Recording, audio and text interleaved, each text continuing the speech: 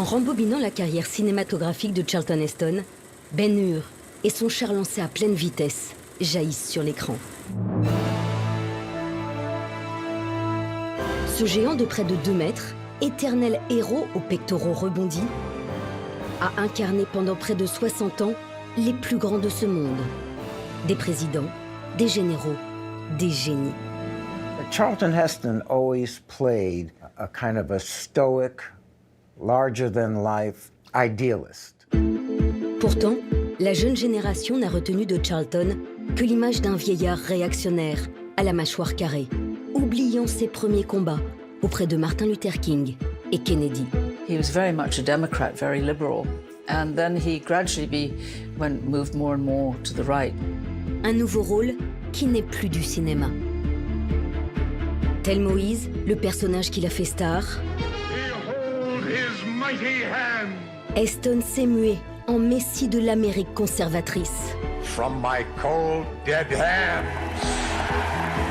Hubris had taken over in Heston's mind. He saw himself as a great man. L'histoire de Charlton Heston est celle d'un acteur enivré par ses rôles. À force de jouer les héros, il a tenté d'en devenir un.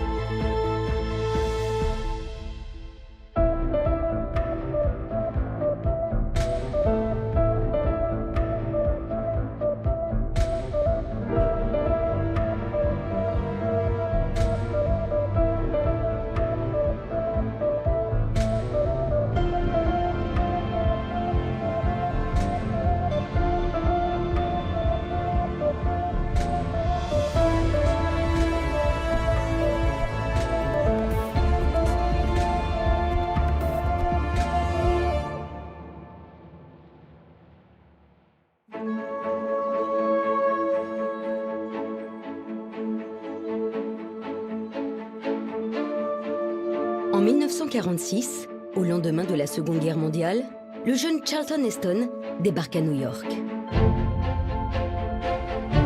À 23 ans, le petit gars du Michigan veut tenter sa chance au théâtre et conquérir Broadway. À son grand désespoir, il enchaîne les auditions, sans succès. Charlton Heston was always in love with the theater, and I think he thought of himself as a person of the theater. That was what he was interested in after high school and in college. But I guess to survive, he ended up doing live television in New York City. Pour le jeune comédien fauché, la télévision balbutiante est la seule issue s'il veut s'adonner à sa passion, jouer. D'autant qu'à l'époque, le petit écran ne peut s'offrir de stars. People in movies couldn't do television because they were all under contract and the studios wouldn't let them. So here was this vast new medium, and the only people that could get to work in it was a whole bunch of kids in their mid-20s whose common job description was that they were out of work. Les plateaux télé sont une découverte pour Charlton, ou plutôt Chuck, comme il se fait appeler. Il doit apprendre à jouer face à la caméra, qu'il apprivoise aussitôt. Cette télévision en germe est son premier tremplin.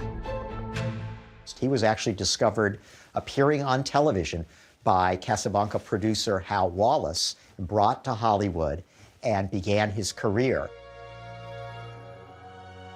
Arrivé à Los Angeles, l'acteur ne parvient pas à faire décoller sa carrière. À 27 ans, Charlton Heston baisse les bras. Il s'apprête à quitter Hollywood. Mais une rencontre va changer son destin. Sur le parking des studios de la Paramount, le jeune Charlton croise la route d'un des géants du cinéma, le réalisateur Cecil B. 2000. I thought, well, I have met him, I should at least wave, so I waved in what I felt was a companionable way, and as was later reported to me, he turned to his secretary and he said, "Who's that?"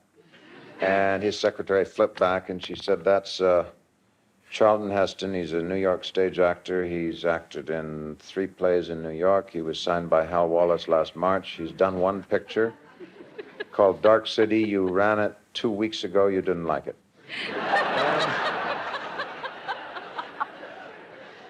And he said, yes, but I like the way he waved.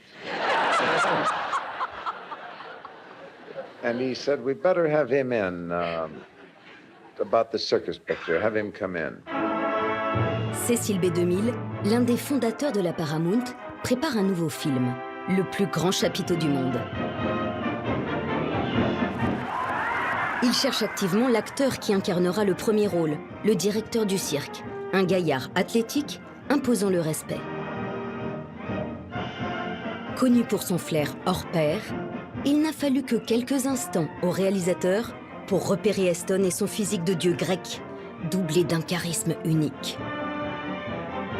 DeMille saw him and saw the stature, saw that grandness that came out as stiffness. He was 6'3", 6'4", strapping, always handsome, always penetrating eyes, that jaw. He had so many masculine factors in him. One was tremendous gravitas, which was a great solidity. En pariant sur ce débutant, au regard bleu perçant, Cecil B. 2000 est certain de ne pas se tromper. Pour lui, Charlton Heston va crever l'écran. So Heston stays in Hollywood and makes this film, which became the Oscar-winning best film of that year. On behalf of the thousands that it took to make the greatest show on earth, I thank you for them. Cet Oscar plonge Charlton dans le grand bain de Hollywood. En un film, Heston est devenu un nom. Mais son mentor va bientôt lui offrir le rôle de sa vie et lui permettre d'entrer au panthéon des étoiles du cinéma.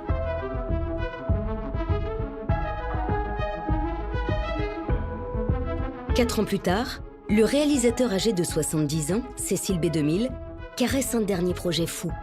Réadapter son propre film de 1923, Les 10 commandements. Pour raconter l'épopée de Moïse, Heston a le bon profil. Here is a photograph of the original statue in Rome. Notice the likeness to Charlton Heston, who plays Moses in the Ten Commandments.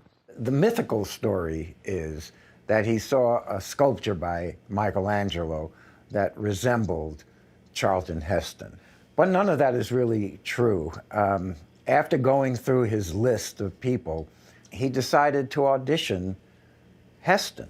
He would just talk about the part, and there were never any progress reports about how you were moving up in the running or anything. He would just go through the same thing, and each time you'd say, gee, that certainly sounds like a marvelous role. And at least I never thought of anything cleverer than that to say. And finally, I was informed that I had the part. When Heston put the costumes on, the robes, the staff, the beard, he became Moses. Behold his mighty hand! Paramount Pictures proudly presents Cecil B. DeMille's The Ten Commandments. Un projet colossal. Des effets spéciaux qui révolutionnent le cinéma. Du jamais vu. Face à cette démesure en technicolor, avec des millions de dollars de décors et de costumes, le talent de Chuck prend toute sa dimension. Let my people go. Come to me no more, Moses. You will surely die. So let it be written. The Ten Commandments, of course, is a gigantic super production with a huge cast, a cast of thousands. But there's no doubt when you see the Ten Commandments, who's playing Moses? It's Charlton Heston. And you might say, in a weird way, he kind of steals the show.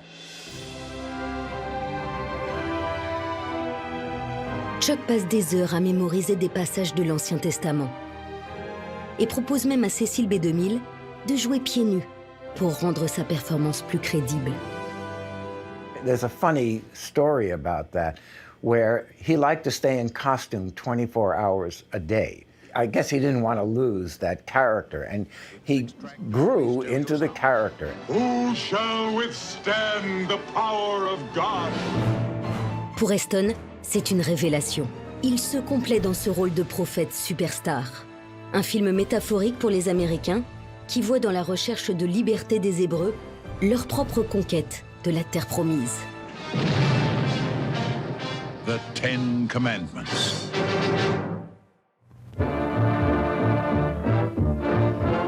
World premiere of The Ten Commandments. From the cast of Paramount's VistaVision presentation, a $13 million classic which will be seen on theater screens for years to come. Pour Charlton, le film est un triomphe. Sa stature, sa voix rauque et entêtante séduisent les spectateurs et suscitent la passion des spectatrices. The Ten Commandments gave him a path to stardom. It made him, it established him. There were no more money worries. He was on the way.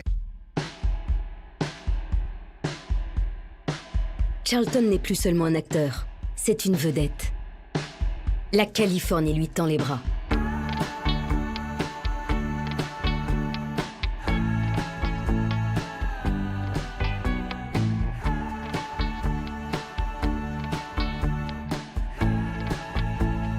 Sur les hauteurs de Hollywood, il dessine avec sa femme Lydia les contours de leur nouvelle vie et de leur villa de rêve. It's really at the top of Mulholland Drive, and it overlooks, it juts out. It's like carved into rock. If you look all the way to Santa Monica, you can see all the way to the beach. And the home is a ranch-style, rambling ranch-style, one floor. But right out, as you come out into the courtyard, a pool, a big pool, where he swam, and then on the other side of the house, there was a tennis court. Une villa de star, mais à son image. Perdue dans les collines, loin des paillettes et de la frénésie de Beverly Hills, où vit le tout Hollywood. Pour ses rôles aussi, il aspire désormais à un cinéma d'auteur, loin des superproductions. He was willing to try new and different things. We stereotype Charlton Heston as the star of epic films, but he did other kinds of movies. En 1957, parmi les dizaines de scénarios que Charlton Heston reçoit chaque jour, l'un d'eux attire son attention. La soif du mal, car Orson Welles est envisagé pour jouer dans le film. Aux yeux d'Heston, Welles est avant tout un cinéaste de génie, injustement blacklisté par Hollywood en raison de positions politiques jugées trop à gauche. The script was offered to me by Universal to star in. It was a fairly routine police story. So more than in most films, the director was crucial, and I made this point to Universal. And I said, who's going to direct it? And they said, well, we haven't chosen a director yet, but Orson Welles is going to play the heavy. And I said, why don't you have him direct it? He's a pretty good director. And they responded to that with amazement, as though I had suggested that my mother direct the film. Comme de nombreux artistes, Orson Welles a été banni de l'usine à rêves, victime des purges anticommunistes qui ont dévasté Hollywood dès les années 40. Heston met tout son poids dans la balance. Il ne jouera dans La soif du mal que si Orson Welles le réalise. Only the offbeat, original, creative powers of Orson Welles could bring you so suspenseful, so gripping, so different a drama. You framed that boy. Framed him! I don't think I'm very good in it. I'm proud that I was therefore responsible for Orson Welles directing the first film he had directed in Hollywood in 10 years and the last one he directed in Hollywood. Aujourd'hui film culte, La soif du mal est un échec commercial. Mais il campe Heston dans le rôle de l'homme intègre et courageux, à la ville comme à l'écran. What did you do with her? Where is my wife? My wife!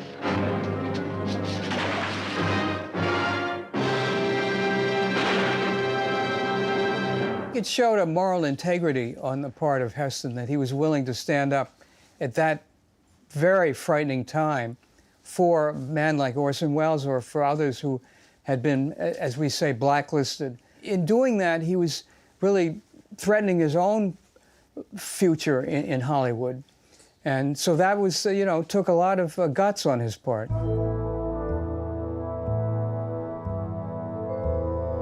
Son statut de star lui permet d'imposer ses vues au studio, dont le pouvoir tyrannique décline. L'âge d'or d'Hollywood n'est plus. Les majors ont de gros soucis financiers. Elles peinent à remplir les salles obscures, concurrencées par la télévision. All of them were failing. And in the next decade, they would all sell out to corporations, and everything would change in Hollywood. MGM was one of the biggest failing studios. Pour redresser la barre au plus vite, la MGM décide en 1958 de s'inspirer des 10 commandements, en appliquant la même recette. Un film à grand spectacle avec un héros magnétique. The story of Judah Ben-Hur, the prince who became a slave and dared the evil might of the conqueror. Pour l'incarner, pas d'hésitation. Charlton Heston. I tell you, the day Rome falls, there will be a shout of freedom such as the world has never heard before. Comme Moïse avant lui, Ben-Hur libère son peuple opprimé dans cette saga biblique, sur fond de rivalité fratricide. You kill me and your mother and sister will die today.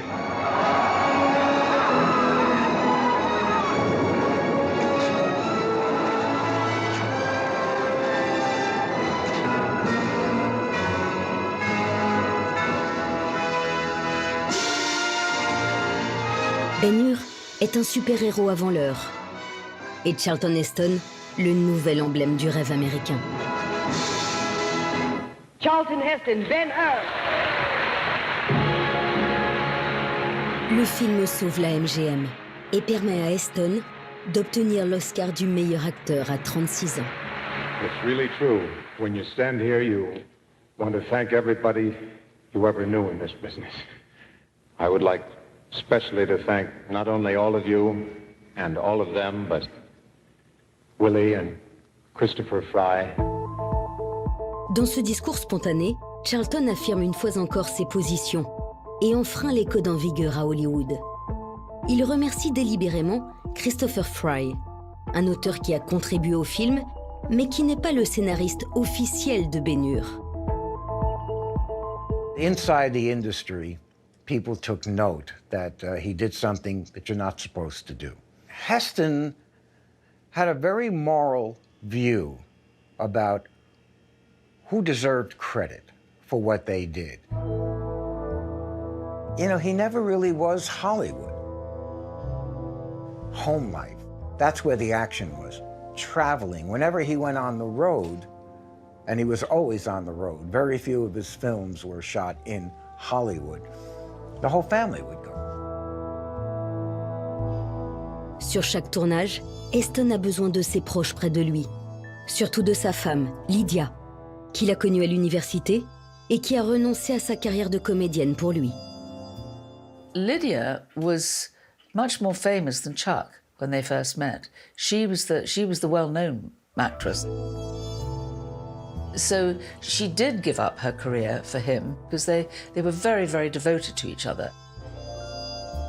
She wanted to be with Chuck, so she would go with him rather than doing a play of her own in the theatre here in New York. Charlton est une star qui fuit les spotlights. Réservé, droit dans ses bottes, il s'est construit un monde feutré, autour d'amis fidèles et de sa femme Lydia, avec qui il restera marié 64 ans. I don't go out a lot socially. There are certain public functions you have to go to, but the large affair is not one I'm drawn to. I still tend to wander off in the library, if they have a library, and look at the books. He was somebody who didn't need the Hollywood scene. He would go into the study for hours at a time, read, write in his diary, look out the window, and just think, contemplate.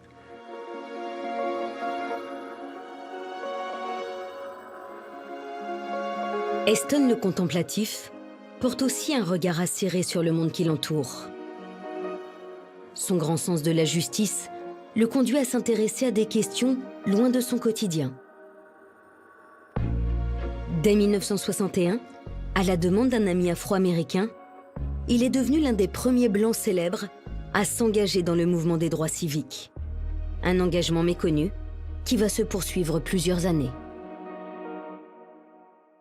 We are requesting all citizens to move into Washington, to go by plane, by car, bus, any way that you can get there. Walk if necessary.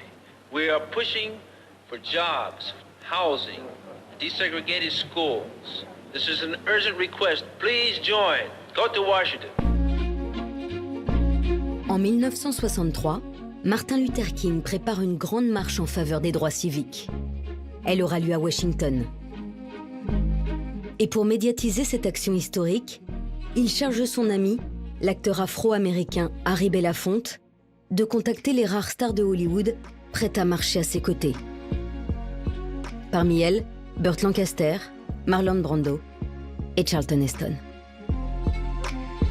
Belafonte said, I needed somebody for the Midwest, and I had interviewed him a number of years ago. He said, who better than Charlton Heston, Moses, who could speak to them? So I called Heston up, and I first asked him, would you co-chair this with Brando and Lancaster? And he said, no. And then he told me, well, I kind of had a sense of his ego. And so I said, how about if you chair it, and they will work with you as the co-chairs under you? And Heston decided, yes, I will lead this. I will be the Moses of, the Hollywood civil rights movement. Flatté, Charlton Heston prend son rôle à cœur et joue de son influence pour rallier d'autres acteurs à la cause de Martin Luther King. Il va jusqu'à les recevoir chez lui pour les convaincre. Listen, if everybody has coffee, let's get started. Huh? The first thing to get settled is this statement for the press. We will march in Washington on August 28, 1963, along with hundreds of thousands of our fellow Americans who believe in equal opportunity and freedom for us all.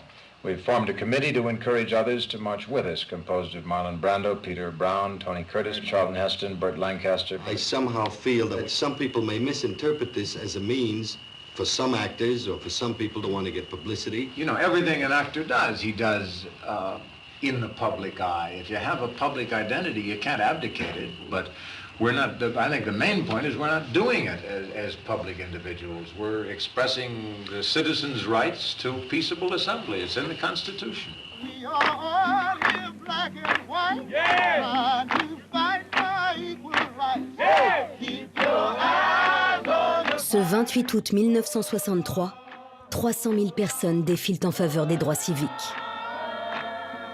Parmi elles, une délégation d'acteurs de Hollywood emmenée par Charlton Heston.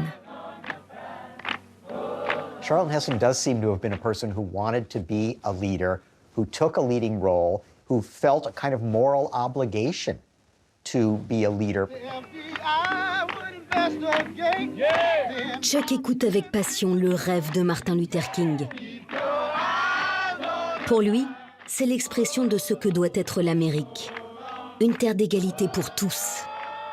Un message politique encore très controversé. I think he was, at that time, a man of considerable courage, because it was not only that fear of some actors being identified too closely with the civil rights movement and therefore losing movie roles, but also because even the Kennedy administration was nervous about the march itself, fearful that it would possibly turn into a riot. For Heston to have showed up there, knowing that he was in this very dramatic and somewhat perilous situation, you had to give him credit for that. Ses prises de position politique renforcent sa stature d'homme juste et droit. Among our people, we have a word for a warrior with a vision to be just and the courage to be merciful. We call such a man El Cid. Le Cid, Michel-Ange, le Major Dundee ou le président Jackson.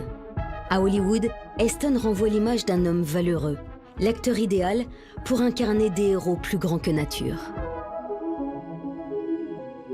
Charlton Heston's movies are mostly big action films. You see him, he's mostly out there on a horse, in the desert, in the middle of a war. He plays these gigantic authority figures in films all the time who are meant to be quite forceful personalities. Sa puissance et sa virilité sont devenues sa marque de fabrique. Dans les 30 films qu'il a déjà tournés en 15 ans, son physique d'Apollon, ultra sexy, est surexploité par les réalisateurs. That was his money cart. That's what the body was. The reason you see him half naked in so many films, because he had a nice body. Male stars, if they're handsome and they're built right, you'll see their body. Even if it makes no sense in the movie, you'll see it. He knew, I think, from a very young man, that part of his success was his looks. I know he swam every single morning of the year, summer and winter, in his pool, and he used to go to the gym quite a lot. Well, he was an athlete. Every day of his life, until the end, he played tennis. Pour Heston, son corps n'est pas seulement un artifice. C'est son instrument de travail pour jouer des rôles historiques, souvent exigeants physiquement. Very early in my career, I started playing specific biographical figures. Then it shortly became almost a matter of course that I would be offered those parts when they came along, and some of them were very good parts indeed. And I found it a very rewarding experience to play them. I think it would be fair to say that most of my favorite parts, most of the parts that I consider the most difficult and challenging, are specific historical individuals. Des figures tutélaires qui ne sont pas seulement des rôles de composition. L'acteur au sommet de sa carrière possède une aura qui dépasse les frontières du cinéma et séduit le monde politique.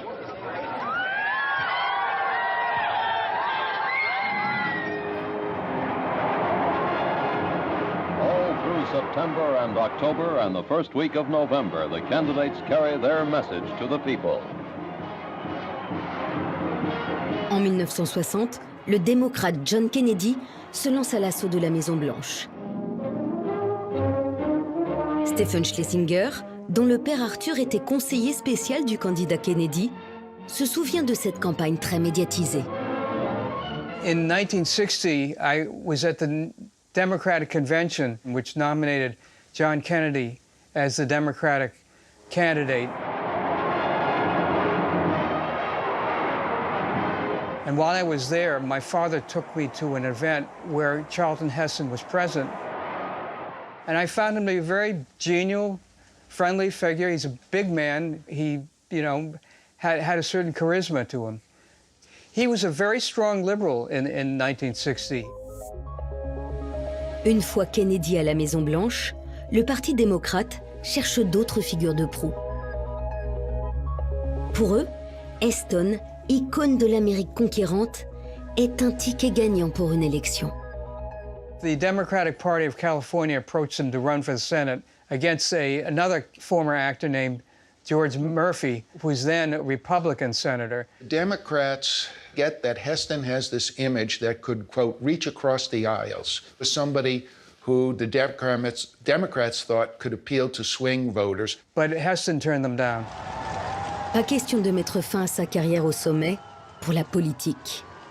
Mais Heston a pris goût au militantisme et accepte de se rendre au Vietnam pour soutenir les GIs.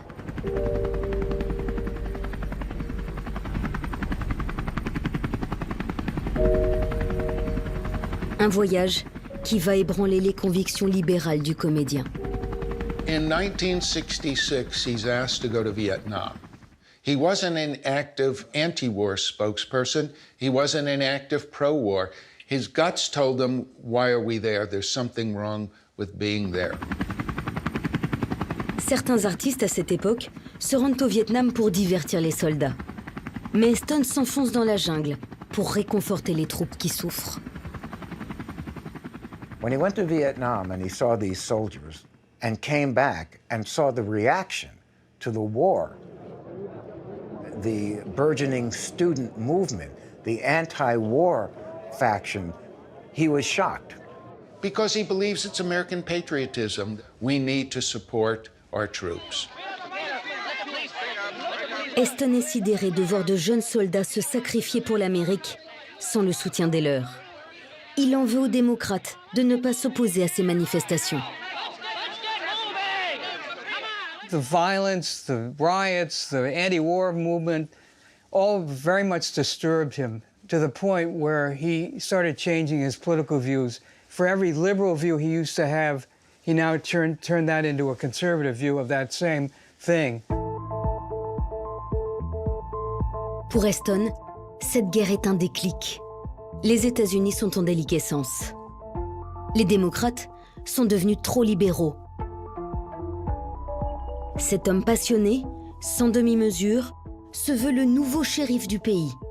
Du jour au lendemain, il quitte les démocrates pour le Parti républicain, seul capable à ses yeux de défendre le patriotisme américain. I think of myself as a populist, even when I was supporting for public office significant Democrats. I still didn't belong to the party. And when I switched and began supporting Republicans, it wasn't I that changed, but in my view, the Democratic Party that had changed.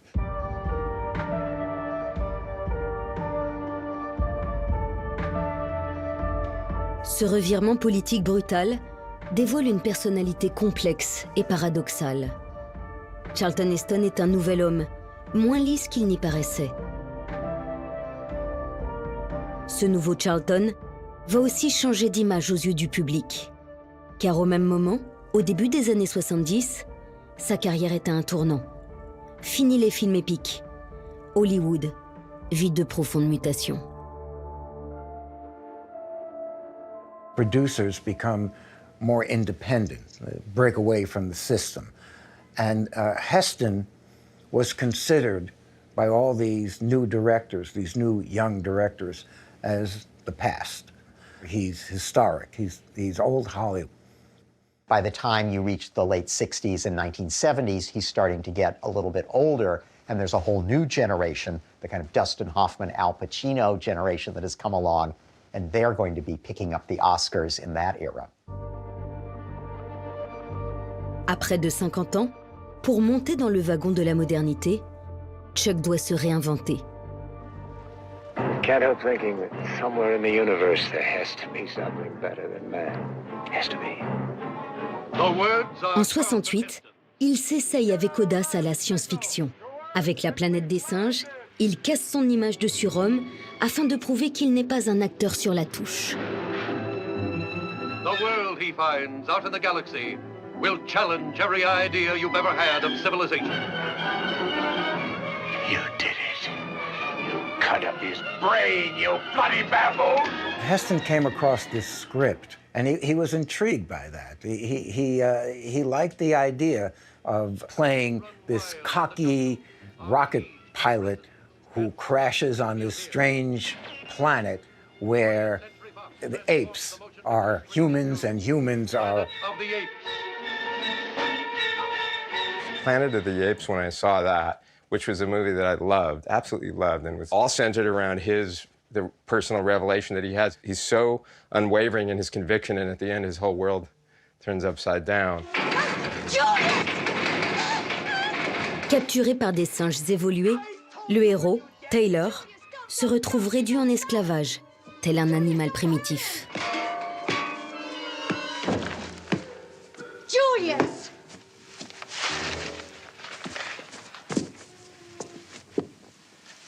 Natural-born thieves, aren't they?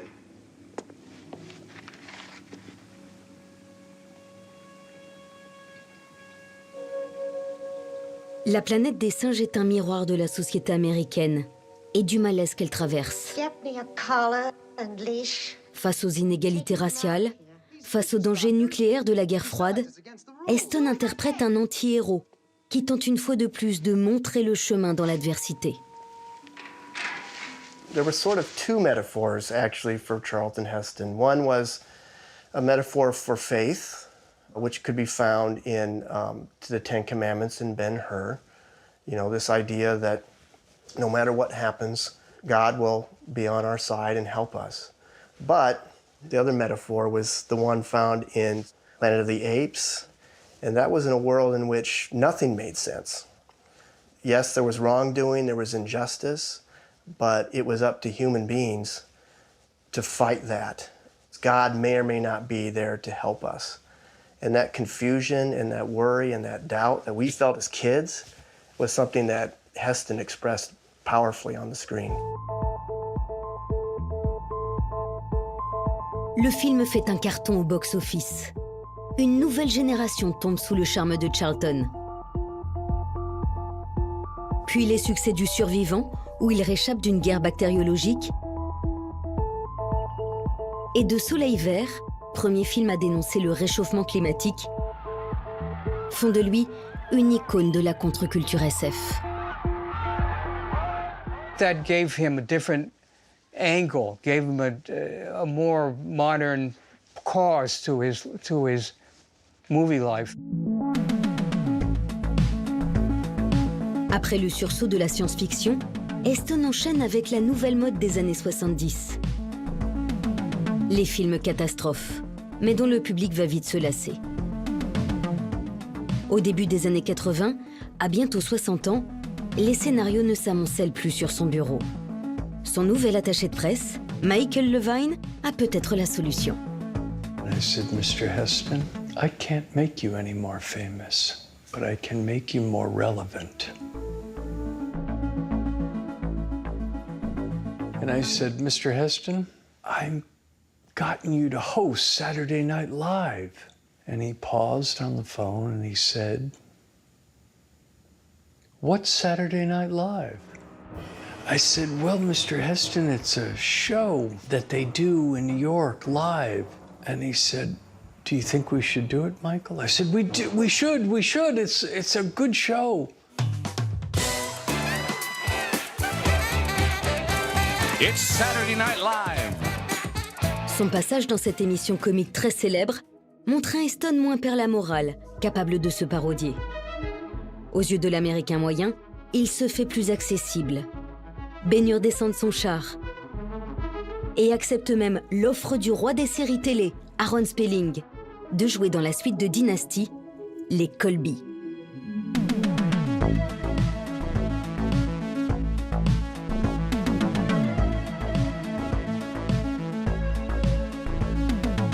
It was partly for money, partly for fun, but mostly because he wanted to work. He was an actor. That's what he did. Background. Action. I think he wanted to stay alive. He wanted to stay current. I think he just wanted to be involved in the industry. And yeah, he did television, which at that time was sort of cookie cutter. Some of his hair had fallen out. He's wearing a bad toupee, and that's the thing that TV explodes. Nobody thought of him anymore as Moses, or Ben-Hur. They thought of him as Grandpa, Grandpa Heston. Dans les années 1990, à près de 70 ans, sa carrière est désormais derrière lui. Mais le temps a fait d'Heston une légende du cinéma, une figure du passé dont une nouvelle génération de cinéastes se souvient avec nostalgie. The people in the industry who revered him when they were young, when they were kids, when they were growing up, brought him back.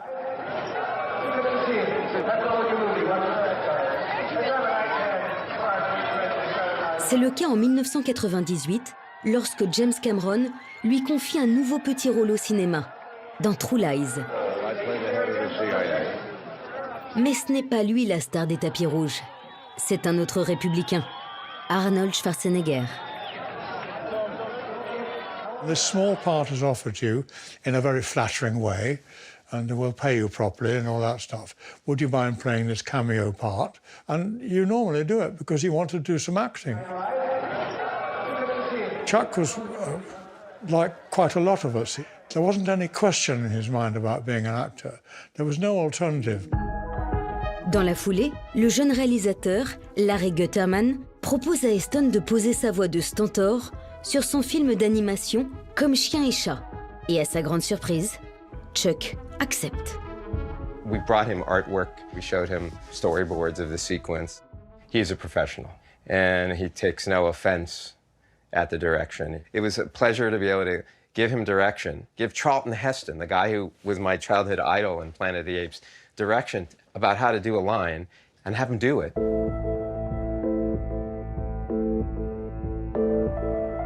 I couldn't bear the thought of never acting again.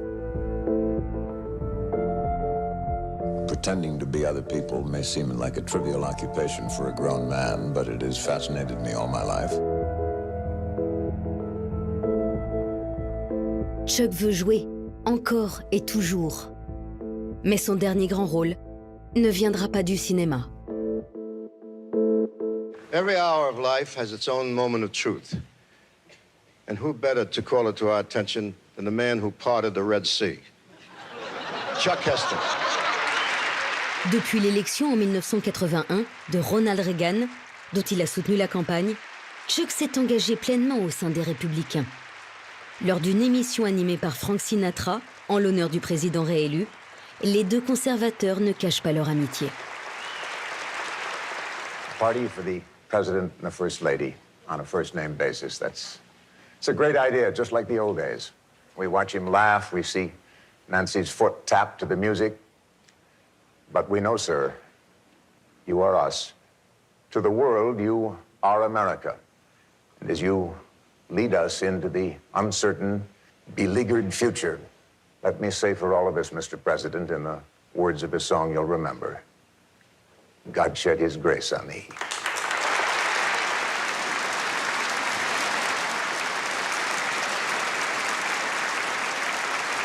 And I can tell you that I was in his home office many, many, many times in which I would hear the phone ring and I would hear, Mr. Heston, the president's on the phone for you. Reagan worked his Hollywood connections very thoroughly when he was a president, and he got Charlton Heston to help out on cultural issues.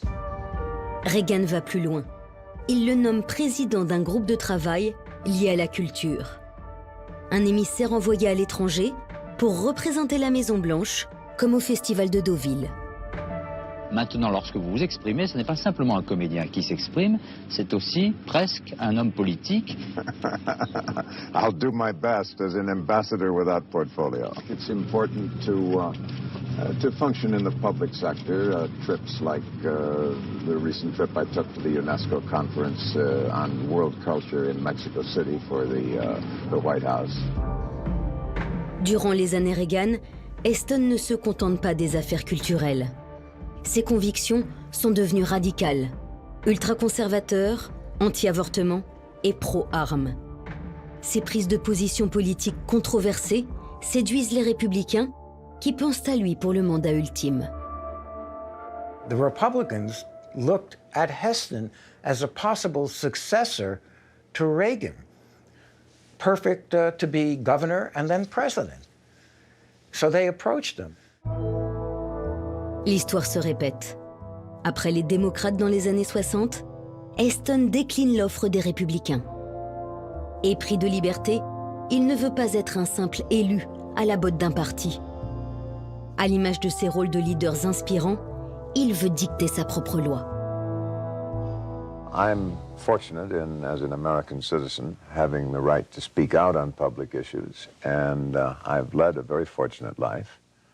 And if I can make useful contributions, that's a consummation devoutly to be wished. Profondément attaché aux États-Unis, Heston souhaite sincèrement s'impliquer dans la vie de son pays. Mais l'acteur vieillissant est en décalage avec la société des années 90, frappé par le chômage et les discriminations raciales. Le Moïse de l'Amérique assiste sans comprendre aux émeutes qui secouent Los Angeles, sa ville, au printemps 92. Madame, monsieur, bonsoir. Au moins 9 morts et plus de 170 blessés au cours de la plus violente émeute que Los Angeles ait connue depuis 30 ans. Les troubles ont éclaté à la suite de l'acquittement de 4 policiers blancs jugés pour avoir passé à tabac un automobiliste noir. Le martyr de cet automobiliste, Rodney King, est devenu le symbole des violences policières envers les Afro-Américains.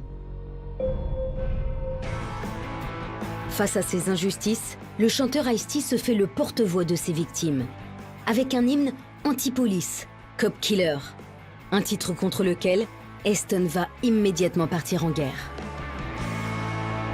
Heston gets involved because he sees it as an assault on law and order. Heston has now become Mr. American Law and Order. And after all, isn't Moses the lawmaker, the one who tells us we have to obey the Torah, we have to obey the 10 Commandments? This group from South Los Angeles, heavily minority black area, released an album that they wanted to call Cop Killer.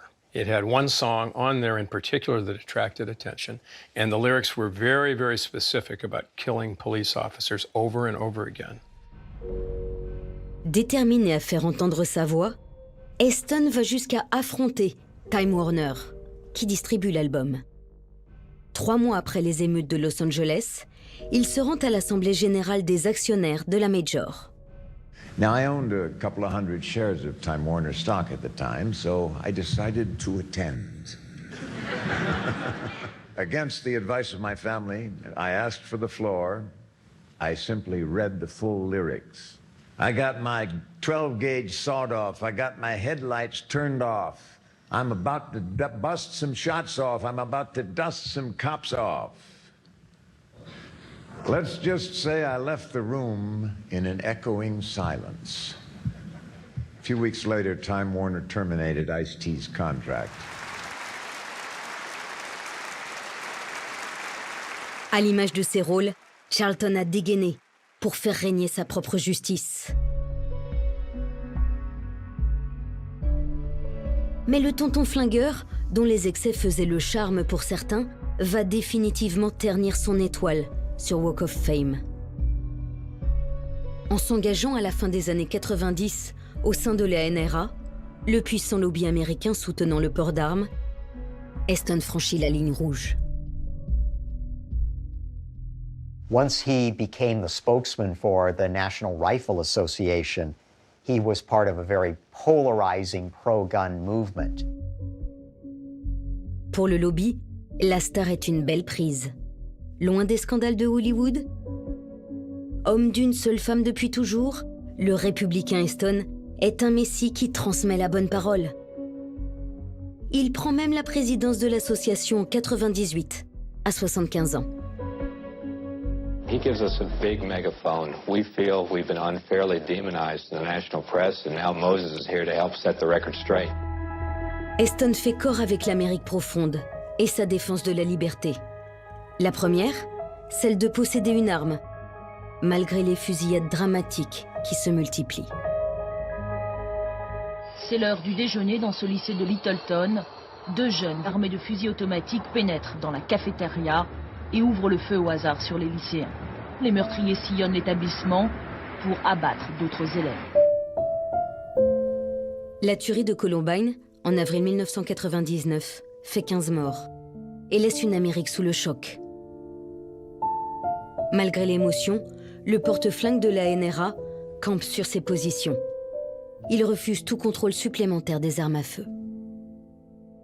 What we need to do is address the problem of disturbed, indeed mentally deranged children. That something has to be done about that. If we're living in a society where it has something to do with the moral fabric of the country. This was, from my point of view, the final insult to the liberalism that he represented back in the 1960s, and basically made him out to be a figure that we couldn't even take seriously anymore as anything. Après le drame de Columbine, Heston tombe de son piédestal. Il a perdu l'essentiel de son public. Malgré une carrière d'une longévité exceptionnelle de plus de 60 ans. Pour l'applaudir, il ne lui reste désormais que les membres de la NRA. It became his career. Yes, he believed in the freedom to have a gun, but it was deeper than that. When Heston got before this crowd, it reminded him of performing in front of live audiences, and he loved it. I want to say those fighting words for everyone within the sound of my voice, to hear and to heed. From my cold, dead hands. When he held that rifle up that famous day, it was not an original or spontaneous thought, because Heston was not a spontaneous guy. He was an actor who prepared. And of course, it had the opposite effect. It all but destroyed any chance of his ever regaining a popularity. Lorsque Charlton s'éteint en 2008, la jeunesse a oublié la légende Heston. Son dernier grand rôle, celui de président de la NRA, a éclipsé tous les autres. En voulant défendre envers et contre tous sa vision ultra-conservatrice de l'Amérique, le comédien s'est brûlé les ailes. Une étoile déchue qui n'a jamais vraiment saisi comment il avait atteint le firmament. What makes an actor a star is not his acting ability in film. It is a chemical or kinetic capacity which no one has ever been able to separate out any more than they can the cancer-producing elements in tobacco. But it's there. I've forgotten what the question was. Did I answer it?